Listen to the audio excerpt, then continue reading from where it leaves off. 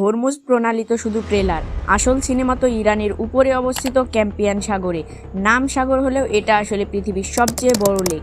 এর চারপাশে আছে 5টা দেশ: ইরান, রাশিয়া, আজারবাইজান, কাজাকিস্তান আর তুর্কমেনিস্তান।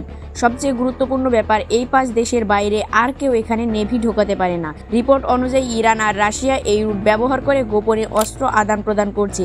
2023 সালে ইরান এখান থেকে রাশিয়াকে লাখ লাখ আর্টিলারি শেল ও গোলাবারুদ পাঠায়। শুধু তাই না, অনেক জাহাজ মাঝপথে তাদের ট্র্যাকিং সিস্টেম বন্ধ করে দেয়, ফলে বাইরের দুনিয়া ঠিকমতো বুঝতেই পারে না এখানে আসলে কি চলছে। যদি যুদ্ধ দীর্ঘ হয় এবং ইরানের অস্ত্র কমে যায়, তাহলে এই ক্যাস্পিয়ান রুট দিয়েই রাশিয়া ইরানকে মিসাইল, ড্রোন আর এয়ার ডিফেন্স সিস্টেম দিতে পারে।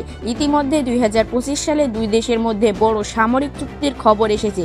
আমেরিকা পৃথিবীর প্রায় সব সমুদ্রে প্রভাব রাখে, কিন্তু ক্যাস্পিয়ান সি এটা হয়তো তাদের নিয়ন্ত্রণের বাইরে থাকা একটি বড় মঞ্চ, আর সেখানেই তৈরি হচ্ছে ভবিষ্যতের নতুন জিওপলিটিক্যাল খেলা।